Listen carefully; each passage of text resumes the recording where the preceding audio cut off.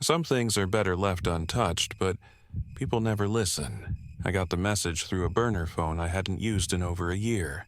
No caller ID, just a trembling voice that said, "It took him." The cabin at Stillwater, he went in and never came back. Stillwater Lake wasn't on any modern maps. Most folks who live nearby claim it dried up decades ago. But I knew better. I'd been there once before. On a mission the military swore never happened. A mission none of my squad walked away from. Except me, I wanted to ignore it. Burn the phone, delete the voicemail, pretend it was all in my head. But something about the way the man said it took his brother, it didn't sound like grief. It sounded like terror, the kind that eats through a man's soul. I agreed to meet him in a diner off Route 27. He looked like he hadn't slept in weeks, eyes red, hands twitching, breath uneven. His name was Connor Reeves. He was a trucker, ordinary in every way, except for the trembling weight behind his every word. "My brother's name is Nathan," he said, sliding a photo across the table. "He's not the type to just vanish." He sent me one last picture before everything went wrong. The photo was grainy, but I knew that place. Wood warped from water damage. A single window, nailed shut. The porch sagging like it was tired of waiting for someone to come back. The cabin. He said he was staying there for a few nights. Writing, wanted isolation. Connor continued, but his messages started getting weird, talking about voices in the floorboards. Time moving wrong. Seeing himself in mirrors, doing things he never did. I didn't need more convincing. I told him I'd go alone. The less he knew, the better. 2 days later, I parked my truck a quarter mile from the lake. Walking the rest of the way through the woods, the air got colder with each step, like I was peeling back layers of the world that weren't supposed to be touched. And then it appeared. The cabin stood crooked under a canopy of blackened trees. No birds, no wind, just stillness as if the world itself was holding its breath. The front door was ajar. I didn't knock. Inside, it smelled like old pine and something metallic like blood left too long in the air. The floor creaked beneath my boots. Dust coated every surface, undisturbed. But something about it felt placed, arranged, like the dust had chosen to fall in patterns. I called out once, just once. Nathan's silence answered. I took a few more steps inside, my eyes adjusting to the dim. Everything in the room looked normal, but wrong. A lamp was on. Though there was no power line, the bulb flickered, casting shadows that didn't belong to anything. Then I saw it, on the wall, carved into the wooden paneling. A message. I saw myself die here. Each letter looked like it had been scratched in with trembling hands. Beneath it, a smear of something dark, old, crusted. I looked around. The room shifted not physically, but perceptually. Corners stretched longer. The ceiling seemed higher than when I walked in. Time doesn't bend in straight lines. It folds, and this place was a crease in the fabric. I checked my watch, 4:17 p.m. I blinked. It was 6:52. I hadn't moved. I pulled my flashlight from my belt and checked the back room. Empty, then the bathroom. Water-stained mirror. The tub filled with black water up to the edge, and a single toothbrush still wet. He hadn't left, or maybe something hadn't let him. The door slammed shut behind me, and the lock clicked on its own. I didn't run. This place wanted fear. It fed on panic. I'd seen things like this before in jungles, in deserts, in abandoned facilities built beneath the earth where no map dared to point, but never in a place so ordinary. I leaned into the silence and waited for it to make the first move. It didn't take long. 3 knocks, slow, deliberate, coming from beneath the floorboards. Not the door, not the walls, directly under my feet. I crouched low, pressing my palm against the floor. The knocks had stopped, but something shifted beneath me a tremble, like something deep underground had taken a breath. I leaned in closer, and that's when I heard it. Whispers, barely audible, like wind curling through a dead forest. But they weren't random. They were words, phrases, repeating. Leave before it finds you. I stood quickly, heart pounding but breath steady. Fear is a trap, one I'd learned to step around a long time ago. But even my instincts were on edge now. The cabin wasn't haunted in any traditional sense. This wasn't some cursed object or forgotten ghost story. No, this was deeper, older. I turned my focus back to the room. The photograph on the mantel caught my attention next. A family, 2 parents, a boy about 7, smiling, but the boy, his eyes were scratched out. Not burned, not torn, scratched, carefully, with something sharp. Only his eyes. A date was scribbled on the bottom. October 13th, 1996. I flipped the photo over. Nathan is mine now, written in the same jagged hand as the carving on the wall. Then a sound behind me. My own voice, but distorted. Why did you come back? I spun around, empty room. Nothing but the steady flicker of the lamp again, faster now. Almost like a heartbeat. I stepped toward the kitchen, and that's when I saw something else had changed. The front door, it was closed now. Locked. I hadn't touched it. A cold wind slid in through the cracks in the walls, carrying a faint smell of fire and decay, the kind of scent you never forget once it's lodged in your throat. I checked my watch again. 4:17 p.m., same as before. The clock on the wall read 3:04. My phone, dead, no signal, no time display, just a black screen and a reflection, but not mine. The reflection blinked before I did. I shoved the phone into my pocket and moved toward the stairs. They creaked under my weight, louder than they should have. At the top was a narrow hallway, just one door at the end. Closed. I opened it slowly. A bedroom, sparse, a twin mattress on the floor, sheets rumpled, a notebook half buried under a pillow. I picked it up. The cover read, "To anyone who finds this, I hope you're not me." I flipped through the pages. Each entry was more erratic than the last. Day 1, nice place, quiet, perfect for writing. Feels old, though. Floors warped, might be mold in the walls. Day 3, dreams. I see people who aren't here. Heard someone breathing while I brushed my teeth. Might be losing it. Day 5, there's another me. I saw him, outside the window. Same clothes, same face, but he didn't blink. Day 6, I tried to leave. The woods loop, walked for 4 hours, ended up back at the front porch. Day 8, he talks to me now. The other me says I'm the copy. Says he'll be the one who walks out. I don't want to die in here. Day 9. I watched myself fall asleep from the hallway. I'm not alone anymore. I don't think I ever was. I slammed the notebook shut. A groan sounded from the ceiling above, wood bending under a weight too heavy to be human. I looked up slowly. The air felt thick, like breathing through wet cloth. Then footsteps, slow, precise, in the attic. But here's the thing. The cabin had no attic.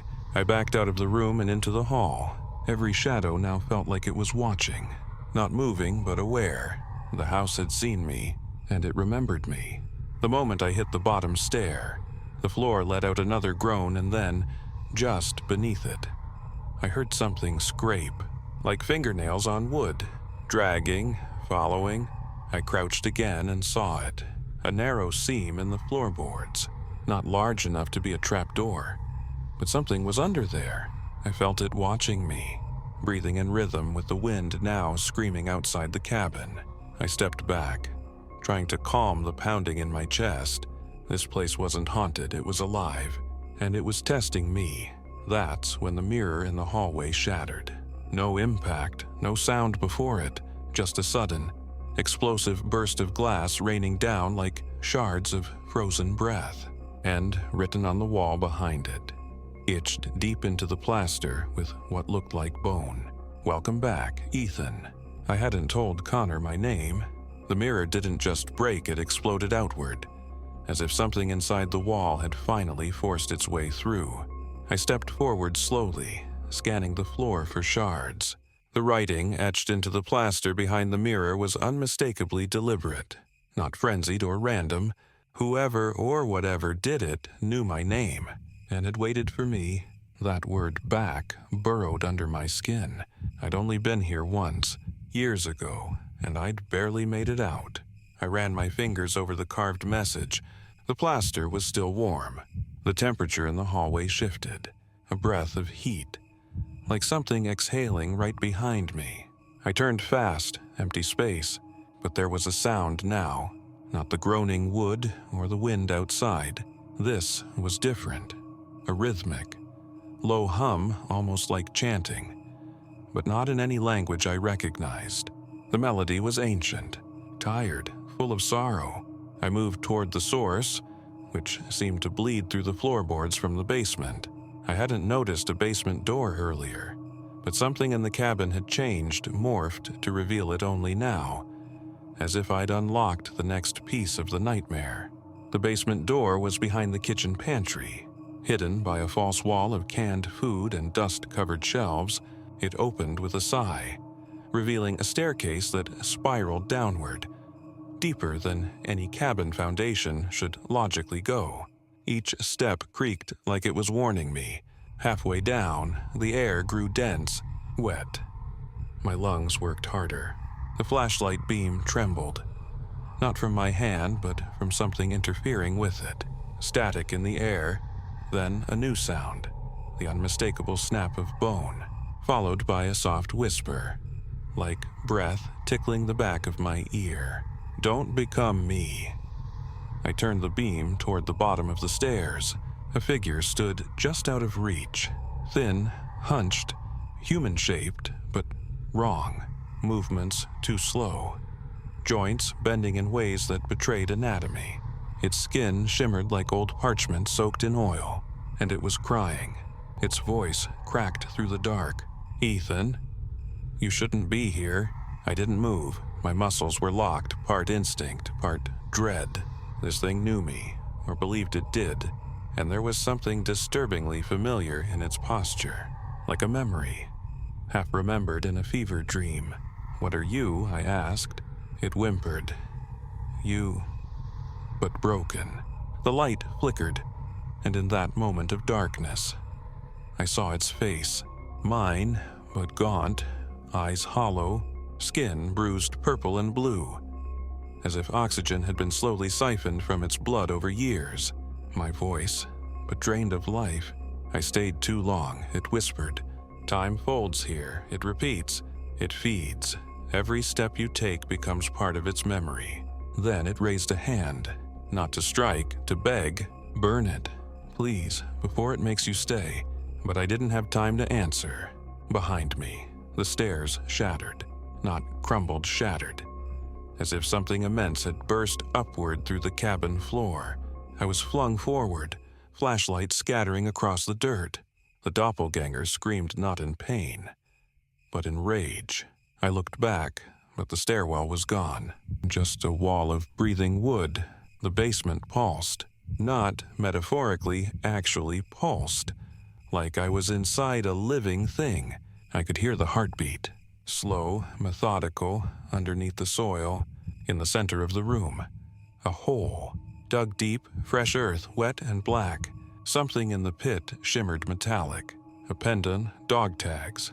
I reached in and pulled them free. Name Carter Briggs. Rank Sergeant. Serial no redacted. He was one of mine, from the mission that never happened. Dead. Burned alive in a bunker that was supposed to contain an experimental time field. That was the lie they fed the media, anyway. But the tag was here, clean, untarnished. Then, a new whisper from the shadows behind the pit. "You're the only one who left. But that doesn't mean you escaped." A shape moved, crawled along the walls. Human-sized, but moving like an insect. Clicks echoed with each movement. Fast, wet, bones disjointing. I ran. Not from fear, but because staying meant giving it what it wanted. I slammed through the basement wall, It broke easier than it should have, like the house wanted me to pass. I emerged, not in the kitchen, but the upstairs hallway again. Time was folding, locations rearranging, and I wasn't alone anymore. Reflections of me lined the hallway, each one moving independently. Some grinned, some wept. One scratched its face off against the wall flesh, peeling like paper. And all of them whispered in unison, "Only one gets out." Then the hallway vanished into darkness. I was falling, but not in the way a body falls. This was different. The floor hadn't given out, it had disappeared. One moment I was standing in that hallway of twisted reflections, and the next, gravity stopped playing by its rules. The world turned black, not just in color but in feeling, like I'd dropped into the space between seconds, into a silence so thick it had a weight of its own. Then impact, but not hard, not painful, more like landing in memory. The cabin returned around me but changed. Dust hung frozen in midair, and the light filtering through the cracked window seemed stuck in place, neither shifting nor fading. I stood in what looked like a study. Old books lined the shelves, their pages curling from rot. A desk sat near the window, and on it, a battered journal. Nathan's. I opened it. Inside, the writing had changed again. Not sloppy this time, but precise. Mechanical, as if written in a trance. It speaks in thoughts, not words. It puts them in your head and waits for you to believe they were your own. That's how it begins. I remember dying. I remember watching it happen from above. Then I blinked and I was back at the door. Again and again and again. I buried something in the crawl space, something that wasn't mine. I don't remember digging, but my hands were dirty and the ground was warm. I flipped to the final entry. If you're reading this, then you're caught too. There's only one rule: the cabin needs one. Just one to stay. One to feed it. If you leave, something else must take your place. I set the journal down just as a draft of cold air crawled up my spine. My eyes drifted toward the floorboards again, where dust was swirling unnaturally. Pulled in a slow spiral toward a seam near the desk, I pried at the edge of the floor. A square panel lifted, revealing a narrow crawl space beneath. I lowered myself down. Flashlight gripped tight. The air was thick with soil and mildew and something older, something wrong. I crawled forward, elbows grinding through dirt. Then I saw it, a body, curled in on itself, mummified. The flesh leathery and tight over bone. But it wasn't Nathan. It was me. Same face, same jawline, same scar above the eyebrow I got in Kandahar. My hand shook as I reached out to touch it, but the moment I did, its eyes opened, lifeless, cloudy, but open. Its jaw unhinged with a sickening crack, and a sound came out wet and clicking and not possible. I stayed too long, it gurgled, the voice layered with static. I scrambled back, heart pounding against my ribs, but the crawl space seemed to stretch. The distance back to the hatch doubling, tripling. The walls began to flex like lungs, breathing me in. Then a hand reached down from the opening above. Real, solid, a man's voice. Grab it. Now I did. He pulled me out just as the floor behind me began to collapse inward, folding into itself like crumpled paper. I rolled onto the wood and looked up. The man was tall, gaunt, eyes bloodshot, familiar. He held out a trembling hand. Name's Nathan. He was older than in the photo, 10 years older, maybe more. You're real, I asked. He nodded slowly, haunted. I've been in here since last fall. But time, it's not right here. Days loop, years stretch. I think I died 3 times already. I looked him over, gaunt, pale, but breathing. Then I noticed something else, his reflection in the broken mirror across the room. It wasn't him, it was smiling. Watching, mocking. That's not you, I said. He followed my gaze and his face twisted. It follows me watches, wears my skin when I sleep. We stood in silence. Then he added, "If we both try to leave, neither of us makes it."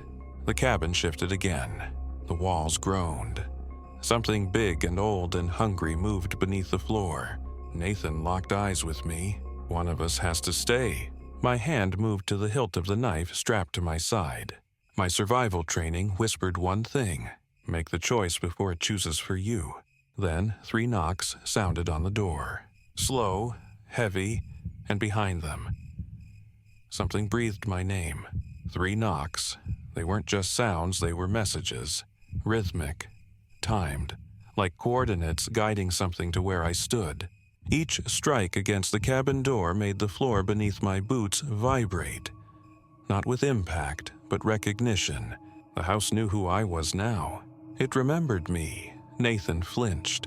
"That's how it starts every loop," he muttered. 3 knocks. Then it tries to trade. "What does it want?" He didn't answer. I stepped toward the door. Slowly, not to open it, but to feel. I pressed my ear against the rough wood. On the other side, nothing. But the silence wasn't empty. It was dense, like the quiet that comes just before a scream. Then I heard my voice, clear as a bell, calm, cold. "Ethan, let me in." I stepped back, pulse quickening. Nathan grabbed my shoulder. "You can't trust anything that speaks with your voice. It'll lie, and you'll want to believe it." We both stared at the door as the handle began to turn on its own. Not fast, just enough to let us know it could. The bolt stayed locked. Then the voice again, quieter this time. Almost sad. "You left us." "Ethan." We waited. I turned to Nathan. "How do you survive this long?" He shrugged. I stopped trying to leave. The house only takes when it has to. If you stay still, it forgets you for a while.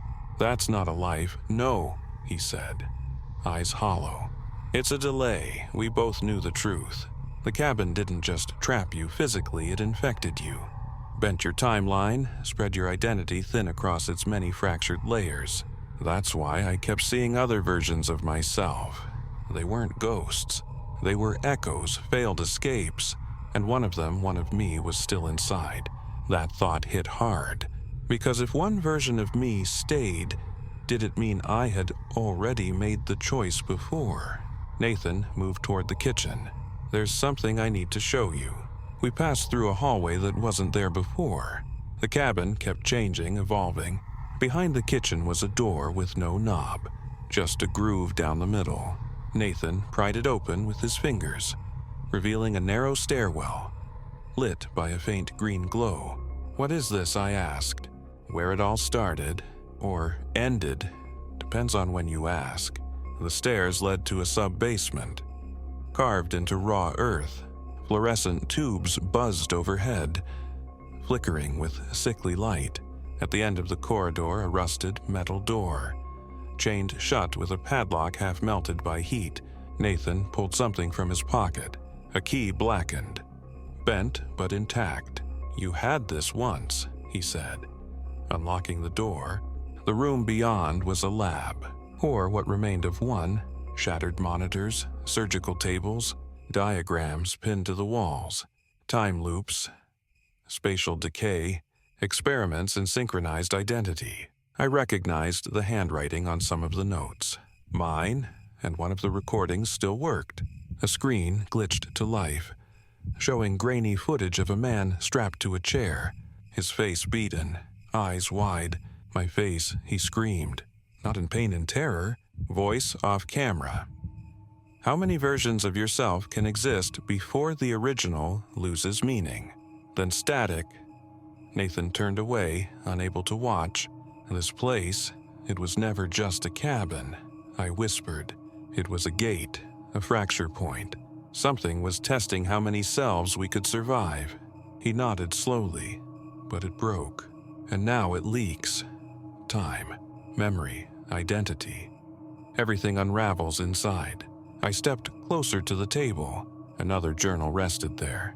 Not Nathan's, mine, from the deployment. One I thought burned with the others.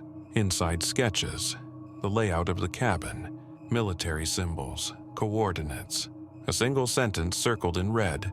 If you see yourself, kill it. Then a sound from behind. Footsteps, heavy, confident. I turned and froze, me. Not gaunt, not twisted. Perfectly intact. Same stance, same face, same knife on the belt. This version of me looked calm, focused, but there was nothing behind his eyes. No life, just calculation. Nathan backed away. That's the one. My double stepped forward. It smiled. You've been the copy this whole time. And then he lunged. He moved like I did, same instincts, same reflexes, but smoother, colder. The kind of precision that comes from repeating something 100 times and failing 99. His blade flashed. I ducked, rolled, came up with my own knife ready. Steel met steel with a sickening clang, echoing too loud for a room this small. The lights above us flickered violently with every clash, like even the cabin couldn't bear to watch what came next. Nathan shouted from the corner, but I couldn't hear him. My world had narrowed to one singular focus, and this, fast. He grinned as we locked blades. I'm the one who made it out last time. He whispered, you're just the echo that stayed behind. No, I growled. You're the parasite that learned to survive. I broke the lock, pivoted, and kicked him backward into a metal table. It collapsed under his weight. He coughed, eyes narrowing, surprised I'd kept up. I wasn't surprised. I'd been trained for worse. But this wasn't a fight about skill. It was a fight about identity, about who had the right to leave this place. And there could only be one. Before I could move, the room twisted, not physically, but perceptually. Walls bent inward, the light turned red, and the air dropped 10 degrees. My skin prickled with cold as my surroundings shifted once again. I was no longer in the lab. I stood at the lake. Still water, but not the way I remembered it. The trees surrounding it were ash white. The sky above rippled like heat haze. Time had fractured here, behind me. The cabin looked newer, cleaner, almost untouched. But when I looked down, the water reflected something else. My face, Nathan's face, and the other Ethan, all layered on top of each other, constantly shifting. Then something rose from the water. A figure, massive, featureless. Its body made of flickering static, like a walking broadcast from a dead channel. Its presence warped everything: gravity, memory, thought. My ears rang as it stepped closer to the shore. I stumbled back. Nathan appeared beside me, panting. It's the source, he said. The thing behind the cabin, the experiment. It was never about containment. It was about feeding this. What is it, I asked, already knowing the answer. A god born of memory and identity, Nathan said, voice cracking. It consumes every version of you until it finds the right one. The thing stepped closer, and suddenly, I felt my thoughts slipping, memories unraveling. My squad, my name, my voice, gone, then back, then gone again. The other Ethan stood ahead of me, unaffected. See, he said, smiling at the creature. I gave it what it wanted. I accepted it. I let it decide who I was. Nathan screamed, "Don't let him finish." I charged. The impact knocked my double off balance, and we both tumbled into the lake. The water wasn't cold. It wasn't wet. It was memory, liquid memory. Every second I stayed under, I felt pieces of my life clawing to escape. The day I enlisted, the first time I fired a rifle, her voice, calling my name from the hospital bed, the silence after the explosion that took my squad, gone, gone, gone. I surfaced with a gasp, dragging my double up with me. I don't care what this place wants, I hissed. It's not choosing me. I forced his head beneath the surface. He thrashed, screamed, until the water stilled. Then his body flickered, pixelated before vanishing completely. No corpse, no blood, just gone. The lake stilled. The creature paused, and then it sank slowly, like it had made its choice. Nathan pulled me to the shore. We both collapsed on the sand. "I think you broke the loop," he said between breaths, but I wasn't so sure. We made our way back to the cabin. It looked different, less menacing. The door stood open, swinging gently in the breeze. The air no longer felt heavy. Time seemed to move normally. We stepped inside. Nathan grabbed his journal. I grabbed mine, and just like that, we walked out the front door, together, into daylight. We didn't speak for a long time, but when we reached the truck, Nathan turned to me. "You saw it too, right?" I nodded. "The reflections in the water," he whispered. "There were still others, still versions of us." I didn't answer, because I'd seen one of them, smiling, watching me from beneath the lake. And it hadn't disappeared. It had simply waited. It took us hours to get back to the nearest town. The dirt road from the cabin twisted unnaturally, like it was reluctant to let us go. My truck's engine wheezed the whole way, as if it too had been trapped and worn thin. But somehow, we made it. We didn't speak much on the drive. There was too much we didn't understand and more that we did, but didn't want to admit. I dropped Nathan off near an old motel outside Fairwood. He wouldn't let me walk him in. Said he needed time to think. He looked half dead already, eyes haunted, hands twitching like they still felt the weight of that place. I gave him a burner phone, told him to call if anything strange happened. His response chilled me. "It never stops being strange. You just get used to it." He turned and walked away. The town felt normal. Kids on bikes, dogs barking, people living in blissful ignorance. And yet, I couldn't stop watching their reflections. In windows, in puddles, in the sheen of a car hood. Sometimes the movements didn't quite sync. Sometimes a shadow lingered too long.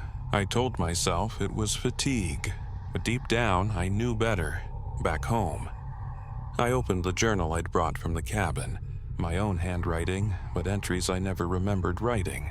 Pages dated months, years into the future. One page in particular was bookmarked with a photograph. It showed me, standing outside a hospital. A girl beside me. I recognized her immediately. Her, the one I'd lost, in the deployment. My throat tightened. That photo was never taken. Couldn't have been. Yet here it was, curled at the edges like it had existed for decades. Below it, scrawled in angry ink, "She only lives in the right loop. Find it." The next few days passed in a blur. I slept with the lights on, the TV running. I checked mirrors constantly, avoided lakes, avoided silence. Then the calls started, static on the line, then a whisper. "You didn't kill the right one." Click, no number, no trace. Nathan stopped responding to messages. I returned to the motel, room locked from the inside. No sign of a struggle, just his journal on the bed, open to a single page. I think I stayed behind. This one's just wearing my skin. No prints, no ID, just an empty shell of a room. I tried to tell myself he'd cracked, that the cabin had broken his mind, but I knew better. There were rules to the cabin. Things I'd begun to piece together. It doesn't trap you. It duplicates you. If you leave without confronting the version of you it prefers, you don't really leave. You just bring the loop with you. And most disturbing of all, the version that survives thinks it's the original. I started testing myself, left hidden notes, recorded messages, timed routines. Sometimes I found discrepancies, little ones. My watch would run 5 minutes behind despite being atomic synced. A mirror would show me blinking twice when I only remembered blinking once. I started hearing breathing that wasn't mine when the house was silent. Then, one night, I found footprints, boot prints, my size, leading from my front door to my bedroom, and I hadn't left the house all day. I waited up that night, knife in hand, back to the wall, and at 2:13 a.m. I heard it again. 3 knocks, not on the front door, on the mirror. My own reflection looking back at me. But this time, he didn't move the way I did, didn't flinch when I lifted the blade. He just smiled, and behind him, something moved in the glass, a flickering shape, tall, familiar, watching, then the mirror cracked just slightly, a single fracture, running from my reflection's eye down to his chin, like a wound, he whispered, just loud enough to hear. "You brought it home, Ethan." I turned on every light in the house. Haven't turned them off since, but it doesn't matter. I know what's coming. It's not a haunting. It's not possession. It's a war for which version of me gets to be real. And right now, I'm not sure I'm winning. I didn't sleep anymore, not really. I dozed in short bursts, eyes half open, the blade within reach. The mirror was still cracked, and each night, the fracture grew longer, as if something was pressing from the other side, testing the tension between realities. It wasn't just the mirrors either. Electronics glitched. My phone played voicemails. I'd never recorded conversations with people I hadn't spoken to in years. Some of those people were dead. One night, I listened to myself on the line, calmly describing how I planned to replace the one that got out. My voice, but not my thoughts. I needed answers. Real ones. So I went back to the only source that made sense. Not the cabin, not yet, but the origin, Fort Carson, Colorado, where we'd trained for Operation Iron Veil, the mission that never existed. Most of the base had been repurposed, records scrubbed, buildings demolished. But some of us remembered, those of us who'd survived, the few who'd kept our mouths shut. Sergeant Ava Pell was one of them. She met me in a closed-up service hangar near the old perimeter fence, her expression grim even before I said a word. "I hoped I'd never see you again, Crow." "Likewise," I muttered, "but it's happening. Stillwater. The cabin, it's open again." Her jaw clenched. She looked thinner, older, haunted in the way only survivors get. "Stillwater was a bleed site," she said. "That lake wasn't supposed to exist. The ground beneath it, not real geology. Something else. Folded." "What do you mean, folded?" She pulled out an old folder, government stamped, half burned, marked classified AE 52C. Inside were photos of the cabin taken over decades. It never changed. Not in weathering, not in materials. Just appeared and disappeared across states. Montana, Arkansas, Vermont, but always on the edge of a body of water. Every 7 years, she said. Like clockwork, we called it the mirror knot, a temporal scar. It created copies of people, places, memories. And what does it want? She shook her head. It doesn't want, it reflects. Whatever enters it, fear, regret, guilt, it twists those into shape, sometimes into people like me. Her silence was confirmation enough.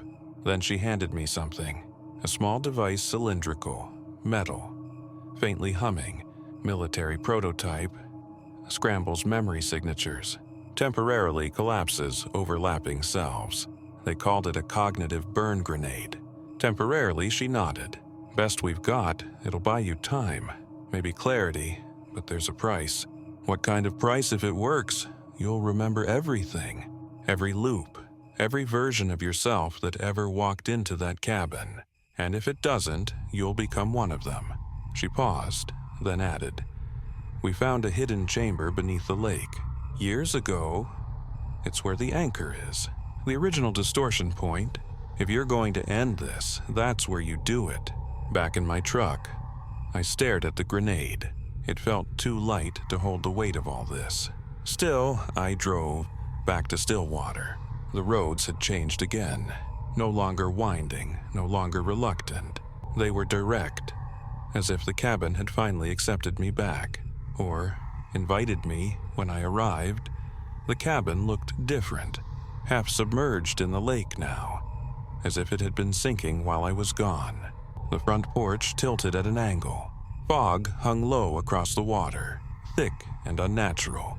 Nathan's journal was still inside, right where we'd left it, but the pages had changed.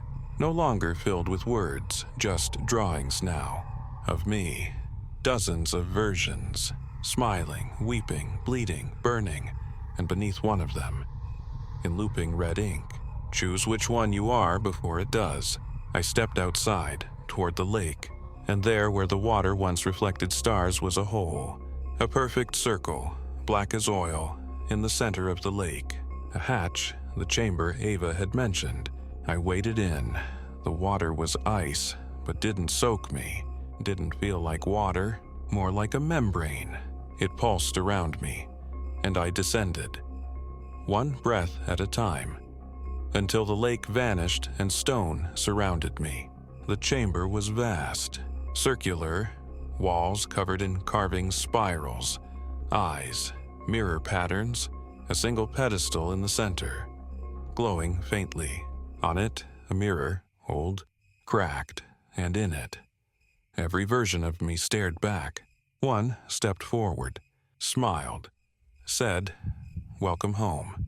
I stood frozen in front of the pedestal, heart pounding like a war drum. The mirror didn't reflect the room behind me.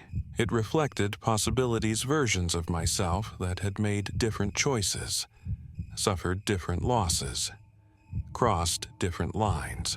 There was one of me with burn scars down his face, still wearing desert fatigues. Another in civilian clothes, eyes hollow, blood on his hands. One wore a wedding band, cradling a child in the background. Some of them smiled, some just stared. But the one who'd spoken, the one who welcomed me, looked identical to me in every detail. "Which one are you?" I asked. He tilted his head, the one who stayed. A surge of nausea twisted in my gut.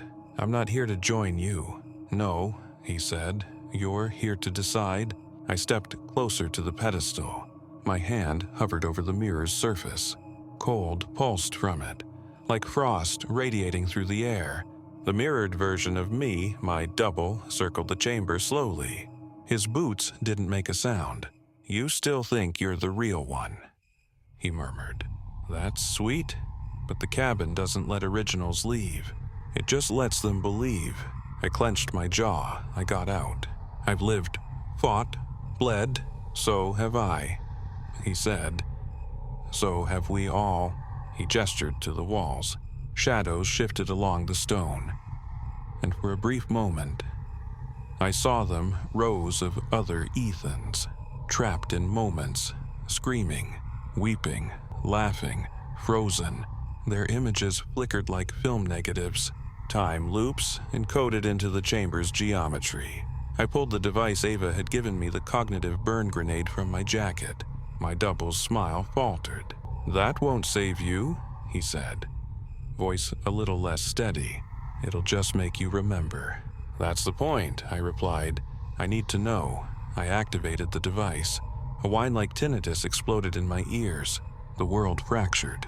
I saw everything. Memories that weren't mine but felt like they had been.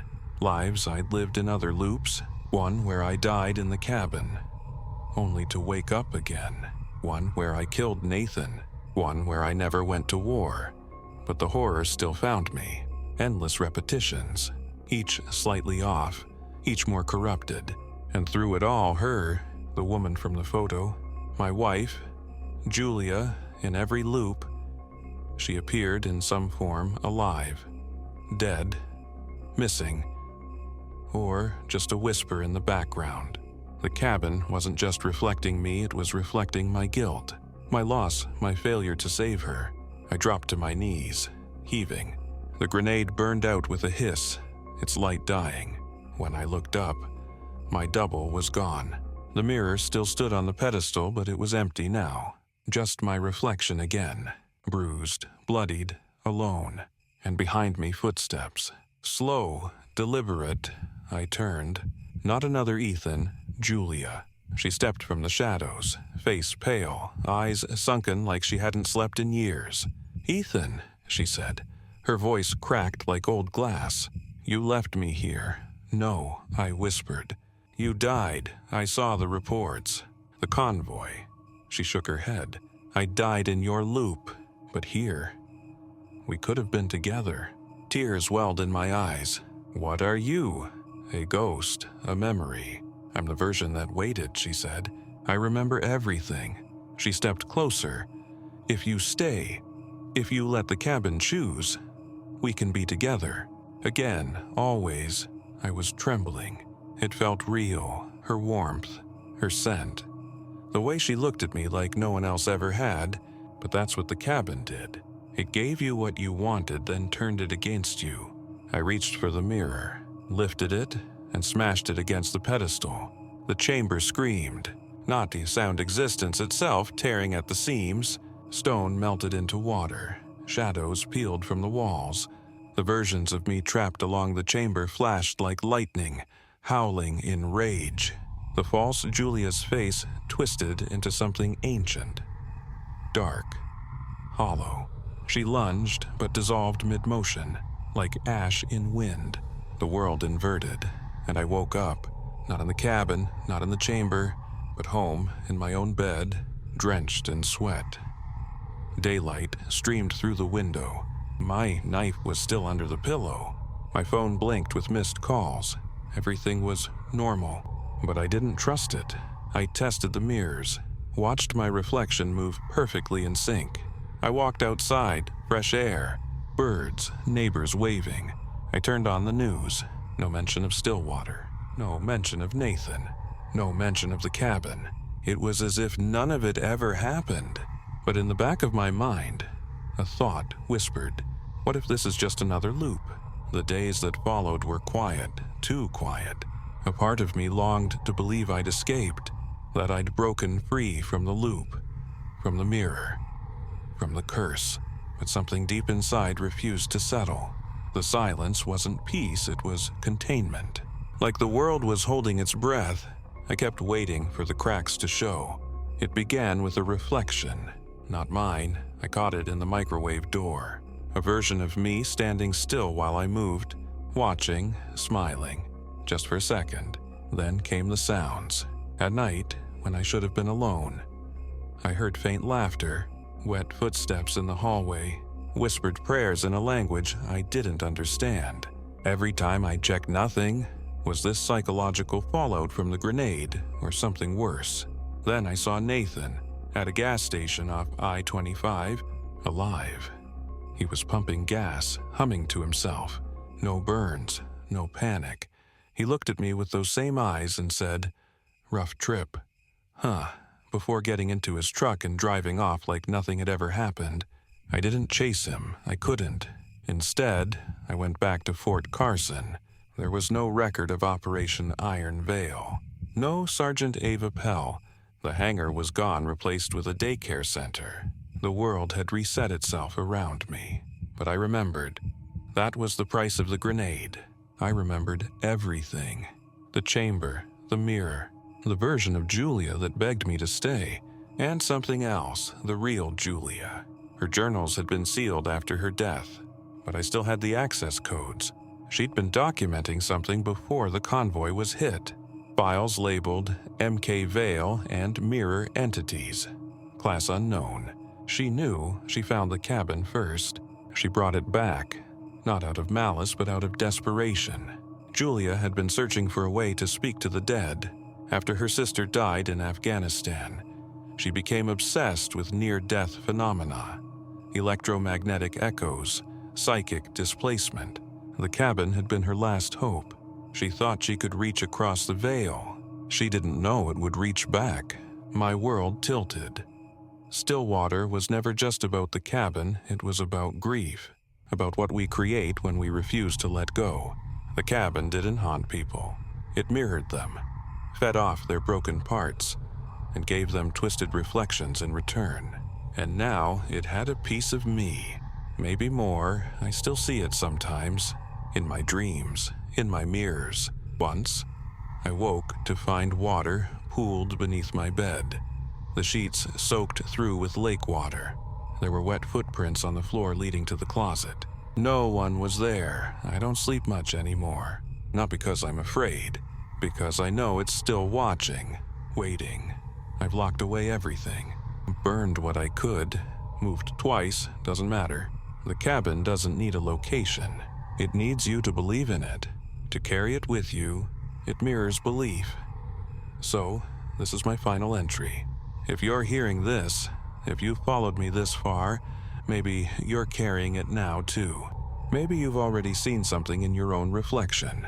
A smile that lasted too long, a breath that didn't fog the glass, or something just behind you waiting to step through. My name is Ethan Crow.